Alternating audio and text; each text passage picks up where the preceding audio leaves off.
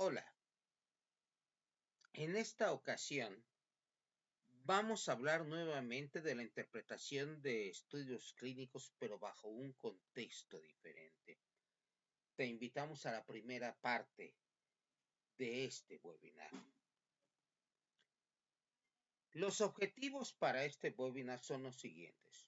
El primero, comprenderás la importancia de conocer los estudios clínicos que manejas en la promoción.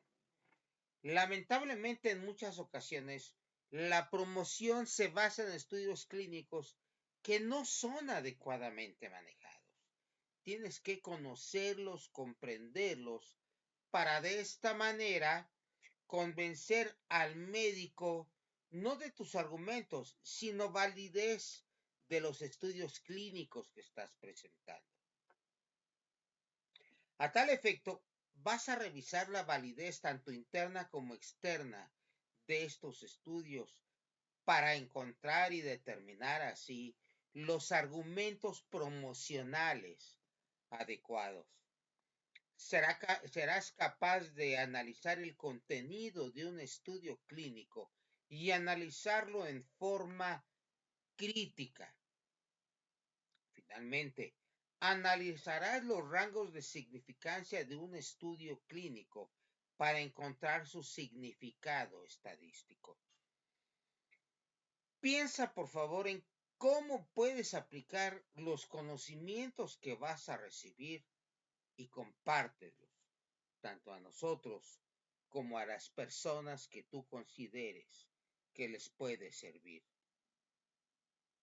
Los médicos farmacéuticos pueden trabajar en tres principales áreas que corresponden a las diferentes fases a través de los cuales un medicamento pasa durante su larga evaluación clínica. La farmacología clínica es la primera fase. Como lo veremos, el término farmacología se refiere a la distribución del principio activo dentro del organismo. La investigación clínica, que contempla las fases 2 y 3 de estudios clínicos,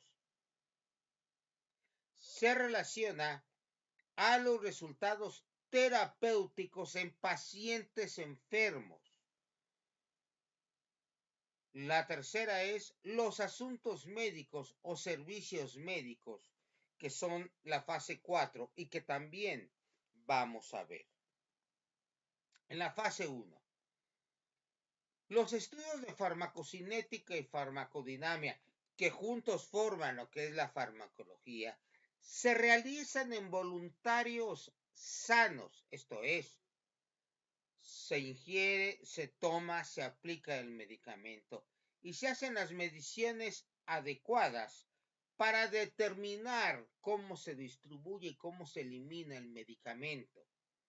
Los objetivos en esta fase son la información preliminar sobre efecto y seguridad del producto, además de orientar sobre la pauta de administración más adecuada. O sea, es en esta fase en la que se determina la dosis. Ya veíamos que las fases 2 y 3 se relacionan básicamente con la actividad terapéutica.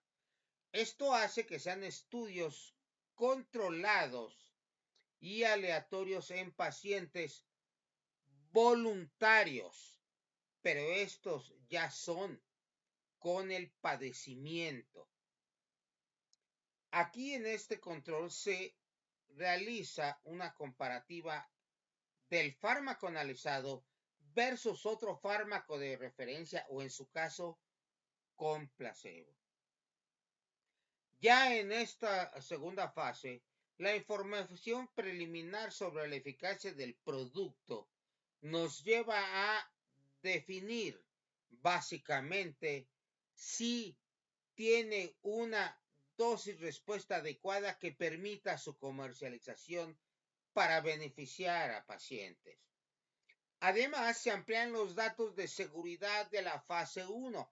En la fase 1, aunque era con voluntarios sanos, ya se están midiendo, por ejemplo, los efectos secundarios.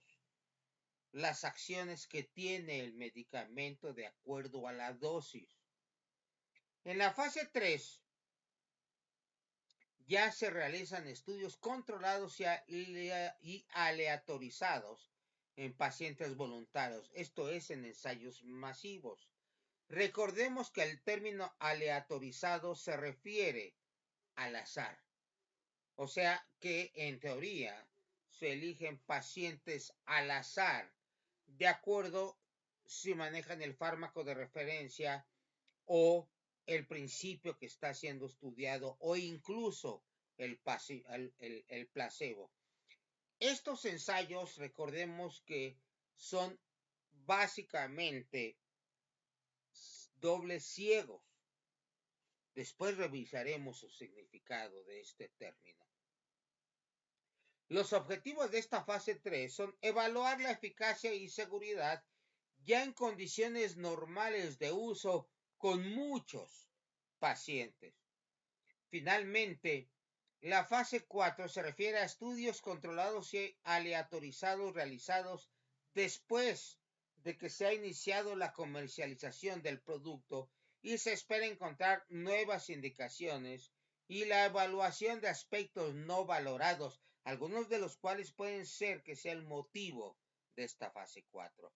También aquí, en esta fase 4, se desarrollan estudios de farmacovigilancia, de tal forma que se vaya sustentando la seguridad y el nivel de efectos secundarios del principio activo.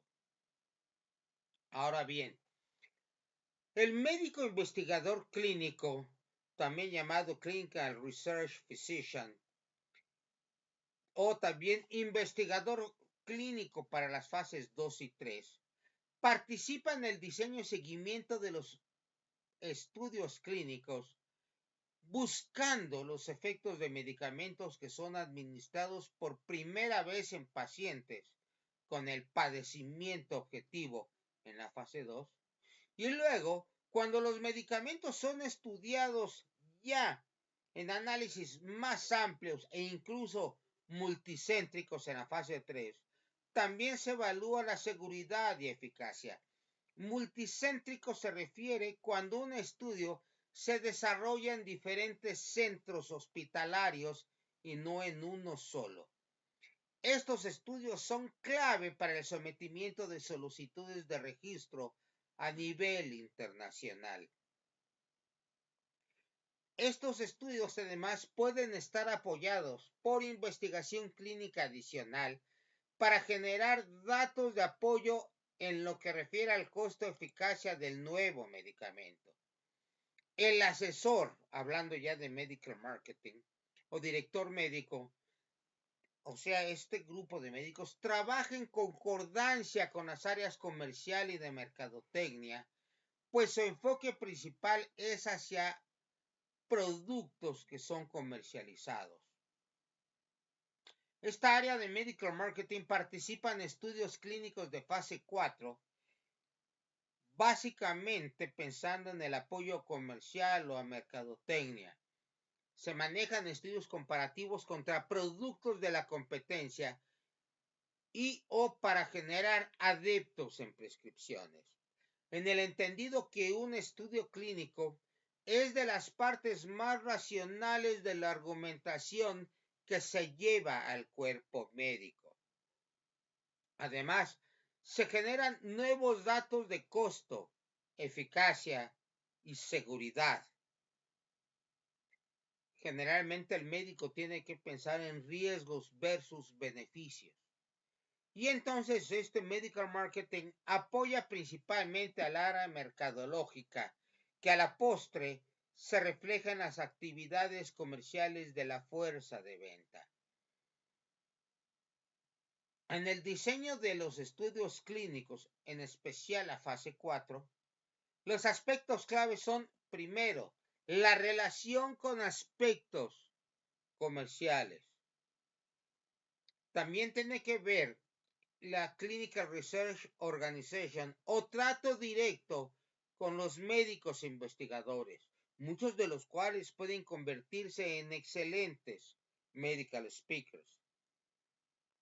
Se piensa también en el prestigio del investigador y del hospital. A mayor cantidad de estudios clínicos publicados, el prestigio del investigador se incrementa. Después se piensa en la validez estadística. Para que un estudio tenga validez argumental se requiere que haya una validez estadística. Por supuesto, cuando hablamos de para que un estudio sea aceptado desde el punto de vista comercial, la validez estadística se refiere a los resultados que se tienen comparados contra otro producto o contra placebo. Como decíamos, también sirve para el desarrollo de los ponentes.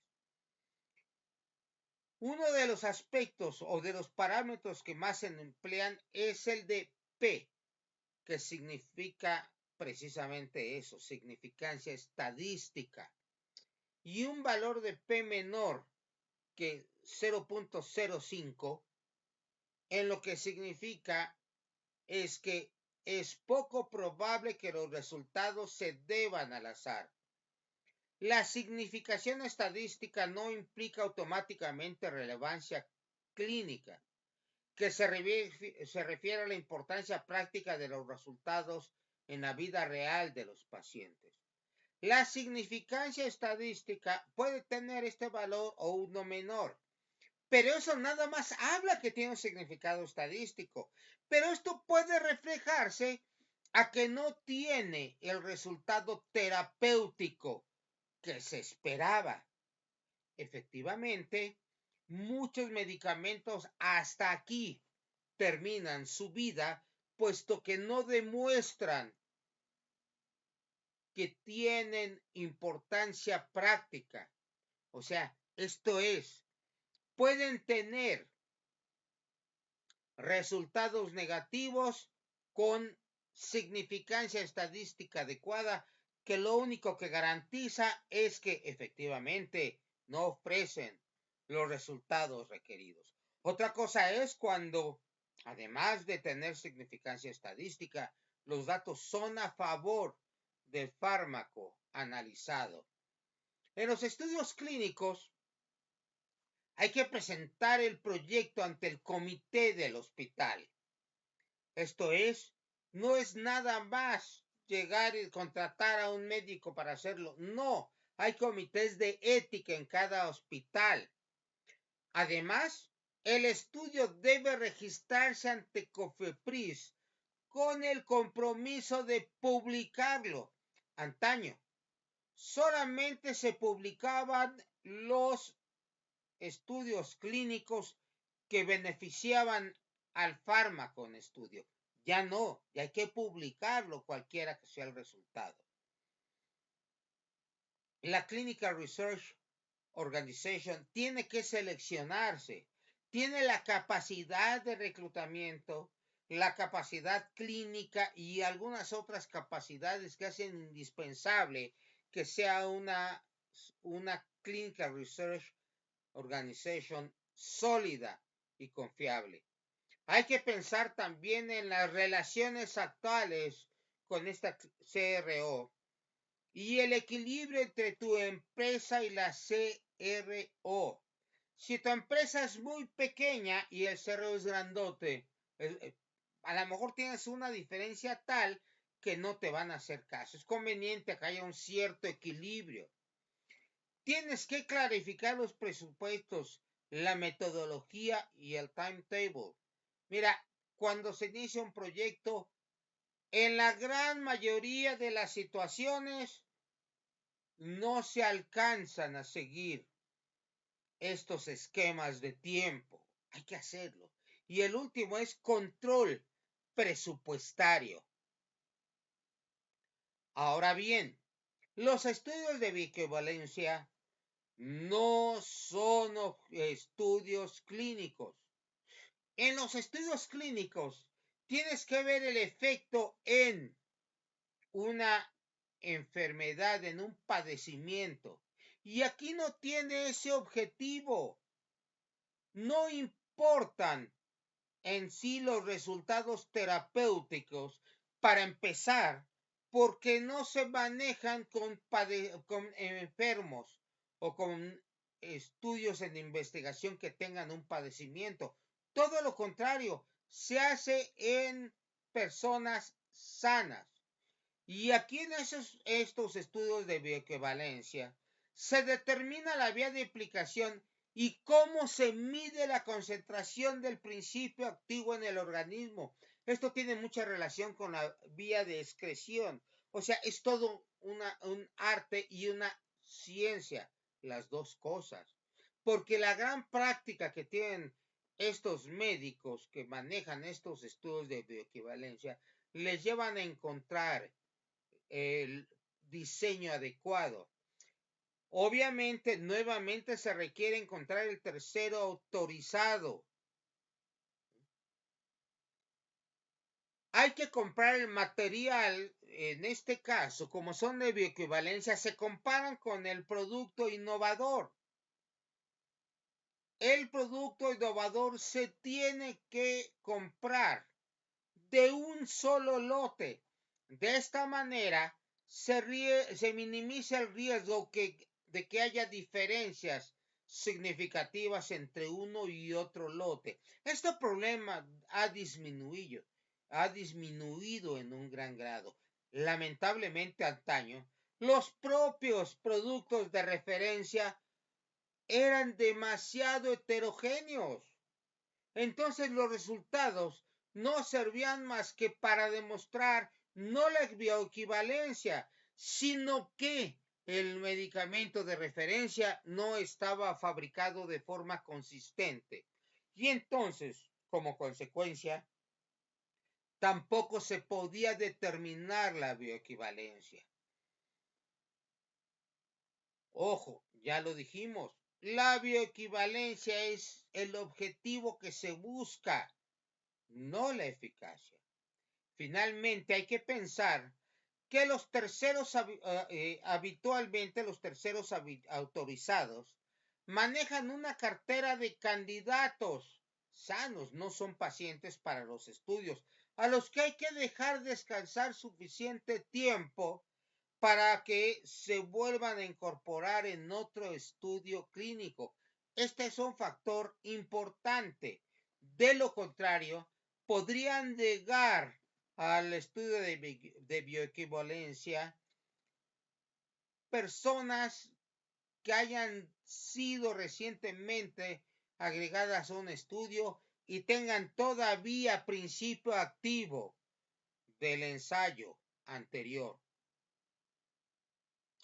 En cuanto al tipo de estudios clínicos, no vamos a hablar de los estudios de observación, que pueden ser de varios tipos, donde se comparan en forma prospectiva, no solo en un ensayo, sino en un estudio ya más a largo plazo. Los que vamos a pensar son los estudios comparativos aleatorios, y en la realidad solo se manejan estudios clínicos dobles ciegos. ¿Qué significa dobles ciegos? Que ni el cuerpo médico ni el paciente sabe lo que está recibiendo. Cuando es un estudio ciego sencillo, significa que habitualmente solo el paciente lo ignora, el médico no. Y esto, por supuesto, se presta a cualquier cantidad de problemas. El estudio abierto en la que las dos partes conocen el medicamento, prácticamente no se manejan, por lo menos con motivos de registro. Entonces, los estudios doble ciego, digamos que de esta forma eliminan los sesgos, constituyéndose en los únicos que pueden considerarse completamente científicos. Ahora bien, todo estudio requiere una estructura para ser publicado y se manejan las siguientes secciones: título y resumen o abstract, incluyendo al investigador. Hay una introducción, se habla de los métodos, de los resultados, de la discusión del ensayo. En la introducción se habla de antecedentes científicos y justificación, así como de objetivos específicos o hipótesis. Si yo comparo dos productos, debo tener una hipótesis. ¿Cuál es el producto que va a estar mejor? Si, por ejemplo, no se presenta la hipótesis que se propuso, se habla de que la hipótesis es nula, o sea, que lo contrario de lo planteado es cierto. Lo veremos después. En la parte 3 se habla de los métodos, diseño del ensayo, los participantes y la manera como se incorporan. Generalmente se desarrollan en una serie de cuestionarios. Las intervenciones, esto es cómo se van a administrar, en qué situaciones, en dónde y todo lo que se determina. Después vienen los resultados, incluyendo, por supuesto, el análisis estadístico. Hay que también plantear el tamaño muestral y cómo hay que cegar el estudio, o sea, cómo hacemos, con qué metodología vamos a evitar que tanto paciente como médico sepan qué están recibiendo. Por eso al final se dice que se abre el ciego. O sea, cuando ya se determinan qué tienen cada quien, y es entonces cuando se manejan los métodos estadísticos, cuando ya se sabe quién consumió qué. En los resultados se maneja el flujo de participantes. No siempre terminan todos los que inician. ¿Cómo se reclutaron? ¿Cuáles son el promedio de los datos basales? Los números analizados. Y aquí viene otra parte importantísima. Resultados y estimación de los resultados. Finalmente, los análisis secundarios con muchas cosas que hay que analizar y los daños y los efectos secundarios que se hayan puesto. En la discusión se habla de las limitaciones, a qué nivel se puede generalizar y cómo se interpretan. Hay que considerar que la fecha de publicación y la revista en que se publican son muy relevantes. La otra información es el registro ante las autoridades sanitarias y ante el comité de ética del hospital. ¿Cuál es el protocolo? Y además, ¿quién financia el estudio clínico? No todos los estudios clínicos son patrocinados por la industria, pero sí una gran mayoría. Los estudios clínicos pueden apoyar la literatura. Por supuesto, hay que analizar las publicaciones. Hay que transcribir los conceptos en argumentos de ventas que sean interesantes, fundamentados y comprobables. O sea, ya los estudios clínicos, su sumatoria, nos brindan la materia prima para lograr generar los argumentos de venta adecuados. Las marcas no se comparan versus genéricos en estudios clínicos. Eso no se hace. ¿Por qué? Porque los genéricos ya demostraron que tienen lo que dicen tener. Entonces, por definición, no puede haber un estudio clínico de una marca versus un genérico. Por supuesto, si se está probando una nueva forma farmacéutica del que el medicamento no se había manejado, sí puede compararse contra un genérico. Pero aquí en realidad eso equivaldría a compararlo contra el innovador inicial. Por ejemplo, si yo administro una tableta y luego quiero ver cómo funciona una cápsula, no tengo por qué irme contra genérico, debo irme contra mi propio, si es el caso, mi propio producto innovador. Todas las marcas y productos tienen ventajas, ya sea médicas o incluso mercadológicamente. Al médico en especial al médico interesado en su preparación y en la actualización, le importan los estudios clínicos actualizados. Para ello, es conveniente que el área médica busque en bases de datos especializadas que tienen un costo no necesariamente muy barato, pero cuando se manejan muchos estudios clínicos por la gran gama de productos que se manejan, vale la pena hacer esta inversión. Medical marketing está compuesto de dos partes, medical y marketing. Y esto hace que combine ambas situaciones. No es meramente médico ni exclusivamente comercial. Hay que unir los enfoques médico y comercial para generar poderosos recursos mercadológicos, pero basados en el conocimiento científico. Medical marketing es una poderosísima fuente de ventajas competitivas que puede adquirirse a través del desarrollo del conocimiento profundo, primero que nada de la condición patológica. Hay que conocer el mecanismo de acción del producto y además demostrar en forma explícita las ventajas que el medicamento estudiado, analizado, promocionado ofrece frente a otros medicamentos alternativos.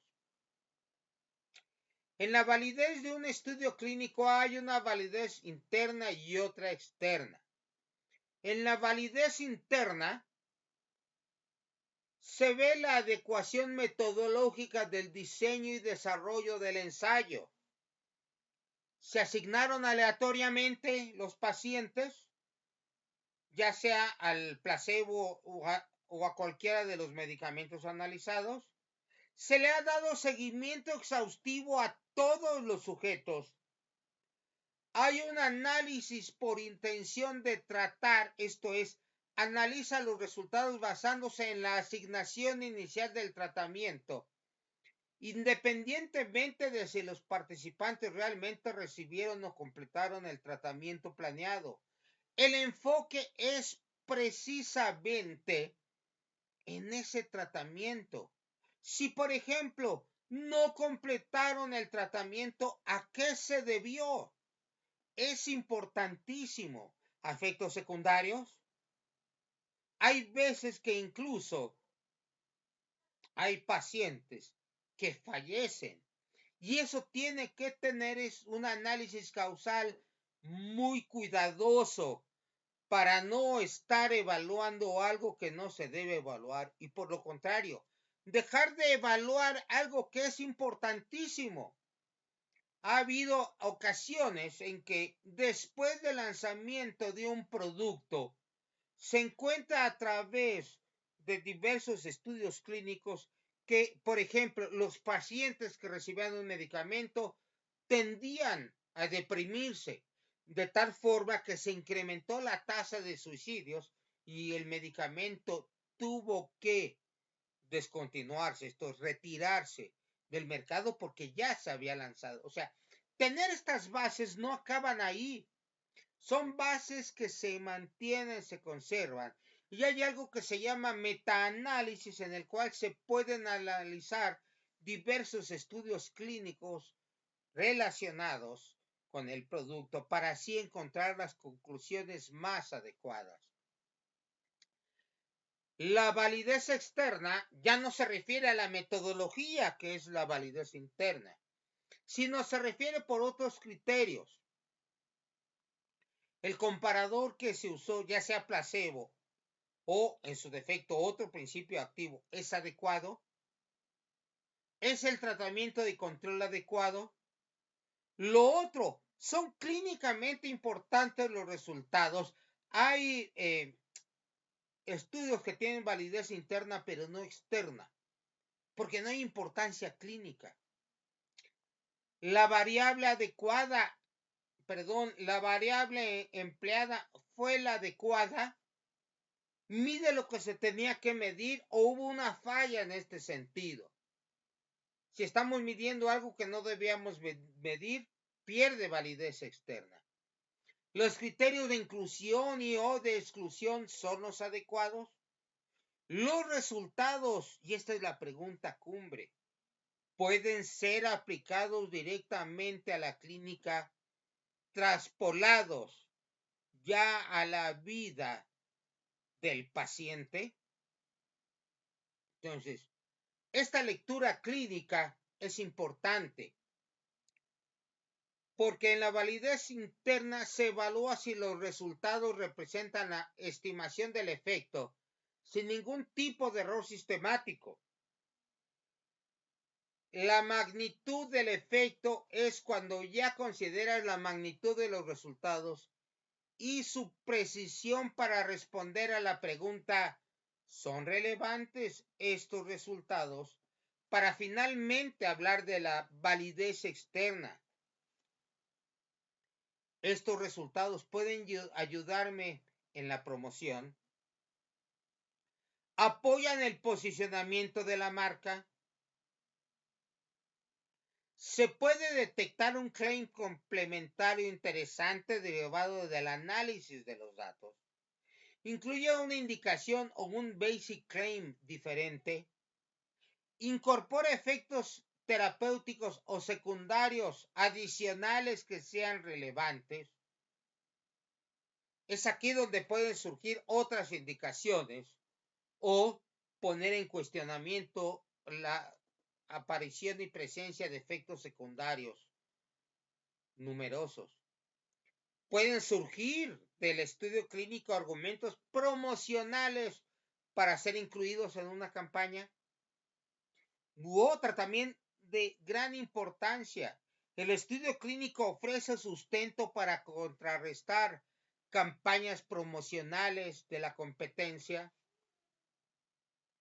De esta manera veremos aquí, en esta situación, cómo la relevancia clínica, ¿sí?, se presenta en rangos muy característicos, donde generalmente la significancia estadística se relaciona con la diferencia observada de tu producto contra el comparativo. Entonces, en A vemos que hay una significación estadística que es importante, que es relevante, aunque todavía no concluyente. En el B, esa índice de todo esto con índice de confianza del 95. La significación estadística se da de 25 a 35, que también es muy importante. Pero aquí el rango de variación es pequeño. En el C, vemos que esta significación estadística es menor y hace que no sea importante. Lo mismo que en el D, que aunque va más a la izquierda con incluso algunos efectos negativos, es muy importante. Esto querría decir, por ejemplo, en el caso de D, quiere decir que el producto estudiado es ligeramente inferior al producto con el que se comparó, pero de manera no importante, o sea, no concluyente. Y lo mismo en otros, por ejemplo en el E, aunque no es concluyente, es potencialmente importante, porque sí hay significancia estadística donde se demuestra que es mejor, pero todavía es no concluyente. De esta forma, hay que leer críticamente un estudio clínico, ¿sí?, porque aquí podemos ver que hay productos que son superiores estadísticamente. Otros que no nada más lo son estadísticamente, sino también con superioridad clínica. En el tercer nivel es equivalente. En el cuarto nivel es no inferior, pero que puede ser equivalente o superior. Hay otro que es inferior estadísticamente y otro en el cual incluso hay inferioridad clínica. Es importantísimo que sepas tu producto dónde está. Puede tener superioridad estadística y eso se dice, pero lo dejas siempre con el nivel de significancia estadística. Entonces, de esta forma, tú puedes ir situando en esta gráfica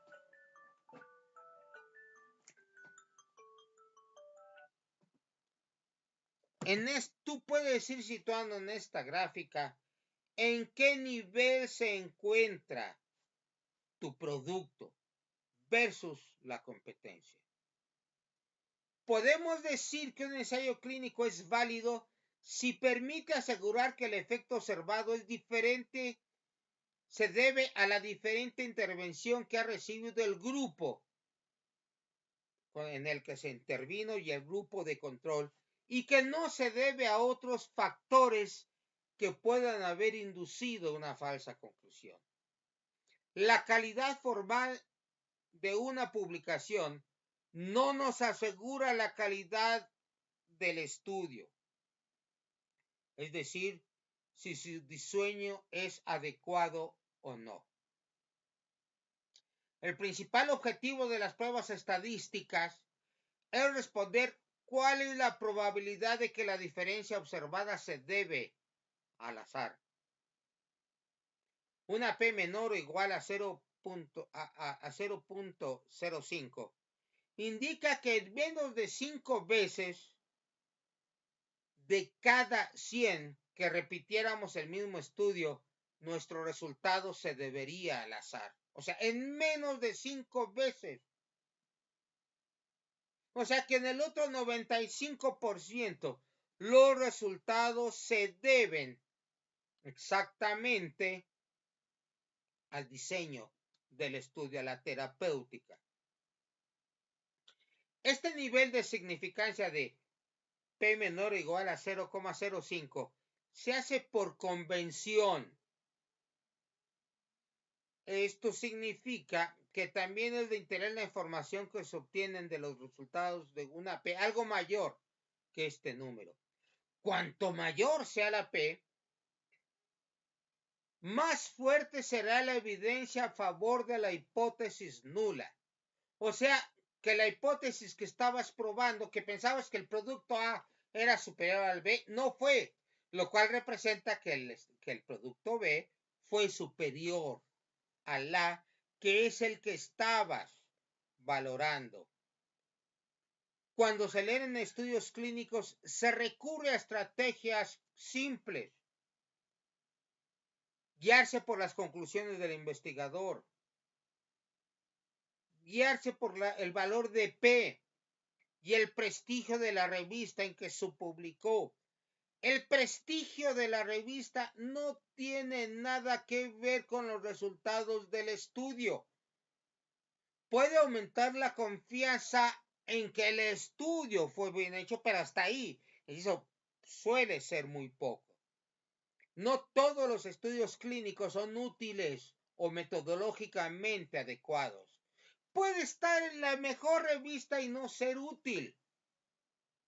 Hay que contar con una estrategia para el análisis crítico de la literatura científica que permita comprender el estudio clínico para 1. Identificar basic claims. Ofrecer al paciente la mejor opción terapéutica disponible y evaluar nuevas indicaciones, usos o posologías. Recordemos que en el 1968, entró en vigor la Ley de Medicamentos y se integra la Comisión de Seguridad de Medicamentos a raíz de la brutal tragedia de la talidomida.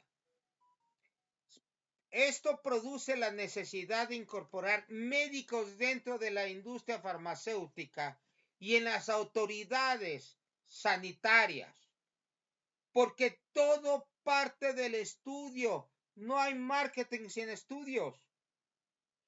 Las ventas se logran a través de campañas de marketing. Mercadotecnia estructura estas campañas pensando en las objeciones, también en el aspecto económico, lo que redunda en asuntos médicos y en la promoción médica. Todo forma parte del estudio. En el análisis de un estudio clínico hay que analizar la validez del estudio, revisar la importancia de los resultados, su pertinencia y aplicabilidad y la aplicación de conocimientos. En los primeros se ve, es válido, es importante, es pertinente. Si la respuesta es sí, se va al siguiente nivel. Si la respuesta es no, no se aplica o se desecha el estudio clínico. Esto no quiere decir que no se realiza, esto se hace con los estudios ya realizados. Entonces, en el primer paso del análisis de validez, se valora tanto la validez interna como la externa. ¿Ok? Entonces, todo esto nos lleva a que en este análisis de la validez, una vez que se determina que si fue válido, se vaya al siguiente paso. En el siguiente paso se revisa la importancia. ¿Contra qué fue el comparativo? ¿Contra placebo o contra otro principio activo? Hay una significancia estadística. Se detectaron mayores riesgos de efectos secundarios. Hay nueva indicación o posología diferente. La información es útil. Si encontramos que varios de estos son importantes, podemos continuar. Pero si no tiene importancia el estudio, fue contra placebo, sin significancia estadística, hubo más efectos secundarios, no hay una nueva indicación o una nueva posología y tampoco hay información adicional útil. Pareciera que la importancia disminuye. Se puede eliminar. Si no, ¿cómo lo vas a aprovechar? En el tercer nivel se ve la pertinencia y aplicabilidad. Este estudio fundamenta que se administre a un grupo poblacional, puede formar parte de esquemas de tratamiento reconocidos, tiene un mecanismo de acción lógico y sustentado. Si estos no son pertinentes, si no se fundamenta su aplicación, si no puede formar parte de esquemas de tratamientos y ni siquiera se conoce su mecanismo de acción, empieza a no haber pertinencia. Solamente cuando sí la hay, se pasa al siguiente nivel. ¿Sí? Solamente cuando el estudio clínico ha pasado por estas 4 fases, incluyendo esta, de que se aplique el conocimiento, ¿sí? Entonces puede ser aprovechado con motivos científicos, mercadológicos y de registro sanitario. El proceso es largo. Depende de lo que hagas tú. Eres representante, ten un conocimiento básico de todo esto que te estamos diciendo. Eres mercadólogo, empieza a interiorizarte con estos aspectos que son fundamentales. Eres médico, puedes comprender desde el interior de la mente del médico cómo se manejan y se pueden utilizar los estudios clínicos. Y el culmen de la aplicación de un estudio clínico se presenta básicamente en medical marketing. Esto es lo que teníamos que comentar sobre el análisis de estudios clínicos. Será un placer ver tus comentarios en la parte de abajo. Contar con tu like será muy importante y, en la medida de lo posible, comparte esta información con personas a las que le puedan interesar. Yo soy Ricardo de la Fuente y me dará mucho gusto verte en nuestras redes sociales que están aquí en tu pantalla y que esperamos contar con tu presencia en los subsiguientes webinars que seguiremos poniendo a tu servicio. Gracias por estar aquí, gracias por compartir, gracias por darnos tu like y sobre todo por tus comentarios. Esto nos enriquece en Proyecta. Te lo agradecemos mucho.